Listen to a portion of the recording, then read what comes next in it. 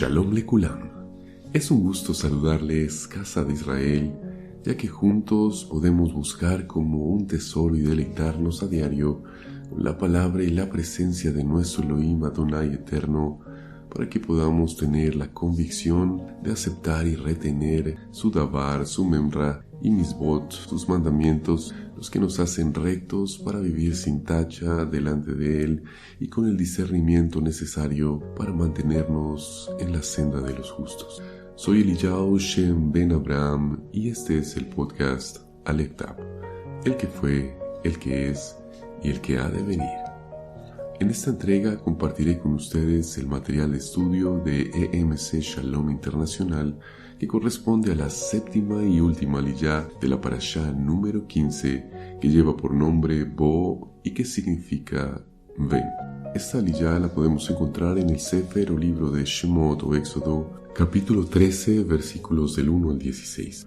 Antes de empezar, damos gracias a nuestro soberano Melech, a nuestro Rey de justicia y santidad, quien nos invita a llevar todo pensamiento cautivo a la obediencia a su imagen visible, su Torah viviente, el Mashiach Yeshua, quien nos ofrece verdadera libertad para no ser movidos por la emoción y caer en las doctrinas extrañas de palabras seductoras que ignoran la alianza de nuestro Elohim.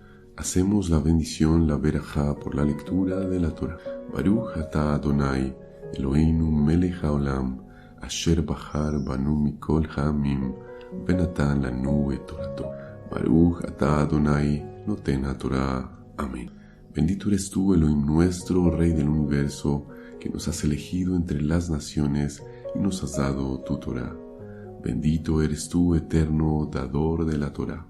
Y empezamos el estudio de esta séptima y última aliyá de la parashá Bo en el capítulo 13, Perek 13, versículo Pasuk 2. Conságrame todo primogénito, el primer nacido de toda matriz entre los hijos de Israel, tanto de hombre como de animal me pertenece. Esto dice Hashem.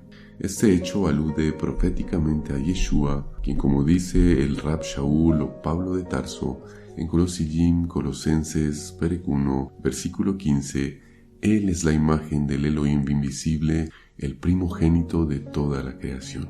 Sin embargo, es bueno hacerle una aclaración al término primogénito en este verso, para desligarlo por un lado de toda la creación, como si su única alusión fuera que es la primera creación. Este es un punto doctrinal que mantienen los testigos de Jehová para darle un comienzo de días a Yeshua, que esto es, por supuesto, un grave y grandísimo error, puesto que dicho pensamiento rompería con su eternidad.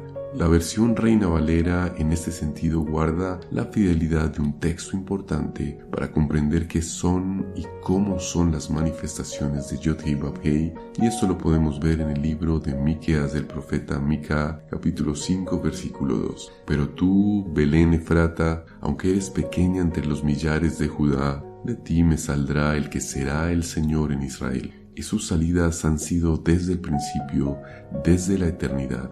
Los errores de la cristiandad también son muy comunes hoy y podemos enumerarlos de la siguiente manera. El primero de ellos es no leer en contexto. El segundo, leer una sola versión de la Biblia. El tercero, no consultar en el hebreo el significado real de las palabras, que no es en el griego. Por otro lado, pensar las ideas de la Biblia bajo el espectro de pensamiento que fue incubado en cada uno de nosotros por la tradición religiosa en la que crecimos. Es un grave error. La escritura sagrada fue dada en hebreo a una cultura oriental que desde hace casi 6.000 años fue recipiente audible de una información celestial y que casi 2.000 años después fue necesario que se le entregara de forma escrita a su pueblo. Primero fue escuchado, Shema, luego escrito pero no acatado, Torah. Entonces esta Torah se hizo carne, Yeshua. Lo vemos en Johanán 1 o Juan 1, capítulo 1, versículo 1. En el principio era la palabra, y la palabra era con Yod-Hei Vav-Hei, y la palabra era Yod-Hei Vav-Hei. También en Johanán, capítulo 1, versículo 14, en su primera parte dice, la palabra se hizo carne y habitó entre nosotros. Este título de primogenitura, entendido desde la polivalencia o los muchos significados que tiene para esa misma palabra y raíz, En el lenguaje hebreo lo podemos ver en el Strong número 1062 y es la palabra Bekorah, que significa primogénito de hombre o bestia, y viene también de la raíz 1060, que es Bekor, y significa jefe, mayor, primero. Esto nos da un claro entendimiento al concepto cualitativo de supremo y supremacía, al contrario de un concepto cuantitativo ordinal de primero. El sentido de primogenitura con respecto a la deidad no se debe aplicar en la misma dirección intelectual que se les adjudica a los seres mortales, pues ella estriba indefectiblemente de una relación sexual entre dos seres dotados de órganos copulativos y no del acto milagroso que le sucedió a Miriam.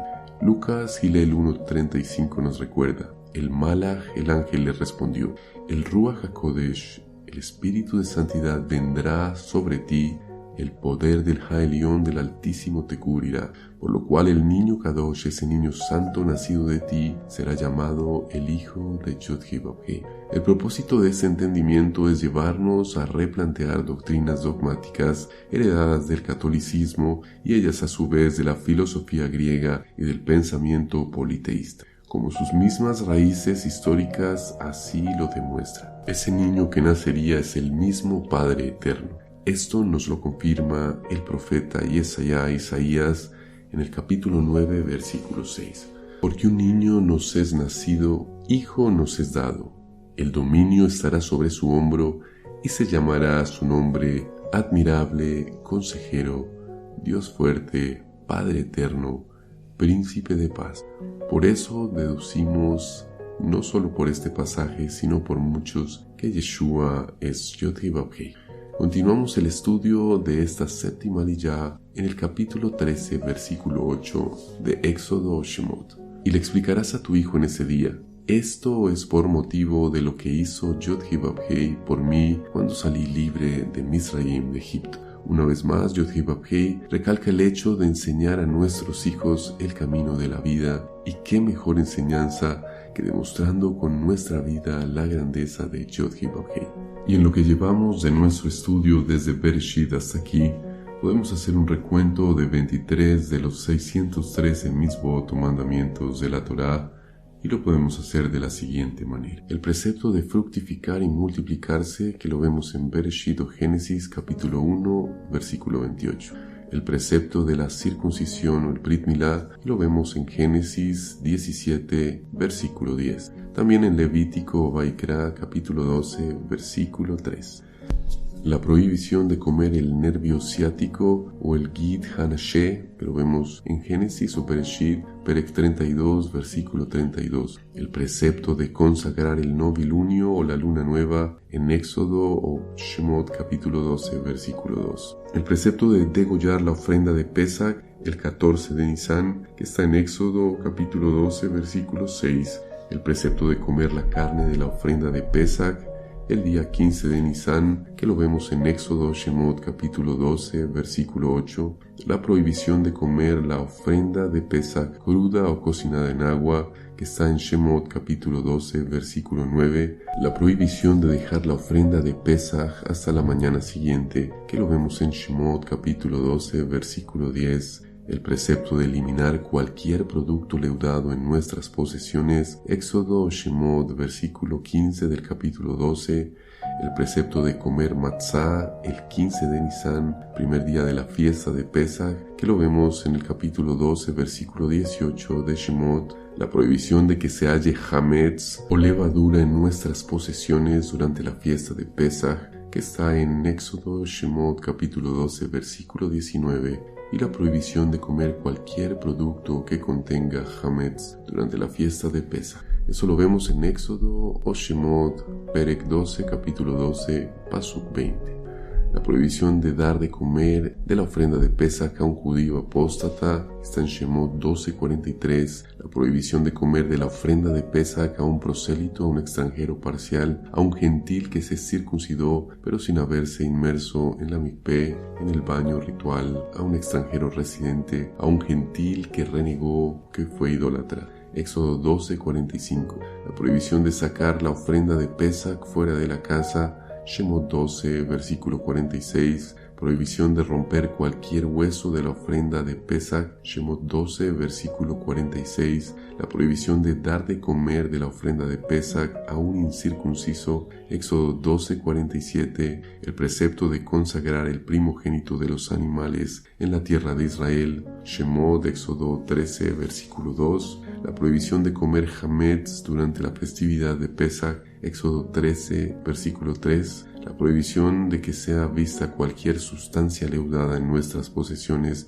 durante la festividad de Pesach, Éxodo 13, versículo 7, el precepto de relatar el éxodo de Egipto, Éxodo 13, versículo 8, el precepto de redimir la cría primeriza del asno, Éxodo 13, versículo 13, el precepto de decapitar la cría primeriza del asno si no es redimido, eso está en Shemot, capítulo 13, versículo 13.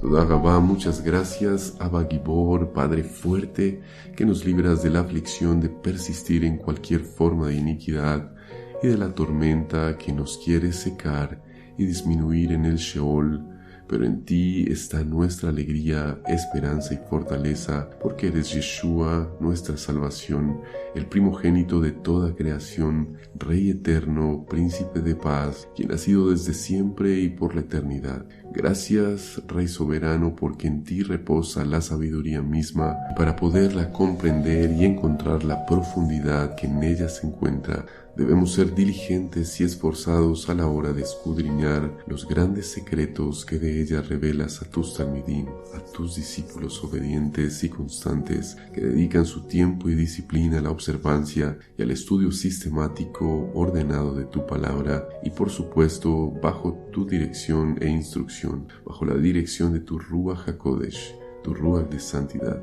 De ahí que el origen de tu palabra en el lenguaje Kadosh, en el lenguaje santo, por excelencia es la manera de entender tu origen, el contexto, el significado y la profundidad. Y es ahí donde podemos identificar lo que se dijo, a quién iba dirigido, en qué moed o tiempo establecido ocurrió, y en medio de qué celebración y fecha del calendario hebreo ocurrió y con base en qué propósito profético dentro de ese plan que ya habías trazado desde siempre. Ayúdanos, Avinu Malkeinu, nuestro Padre, nuestro Melech, a preparar nuestros corazones con determinación para este nuevo ciclo de fiestas que empiezan y que deben lograr en nosotros el reflejo de tu obra suprema para nuestra condición de ascenso y justicia, que dignifiquen y le den ese elevado lugar de honra a tu sacrificio, el que nos sacó de la esclavitud, de entre las naciones que habían logrado permear en nosotros una asimilación y habían robado nuestra identidad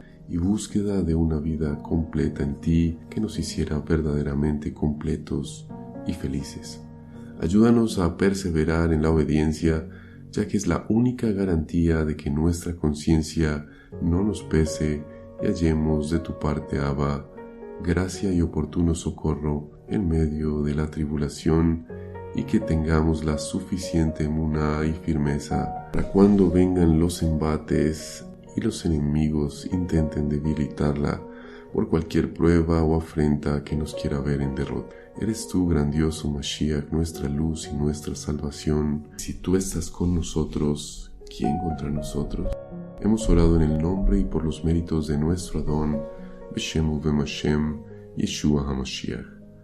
Gracias, Ahim y Hayot, por acompañarnos una vez más en el estudio de la séptima y última aliyá de la Parashá Bo. Shalom, shalom, amados, y si el Eterno así lo quiere, nos encontramos en otro episodio de Aleph Tab, el que fue, el que es y el que ha de venir.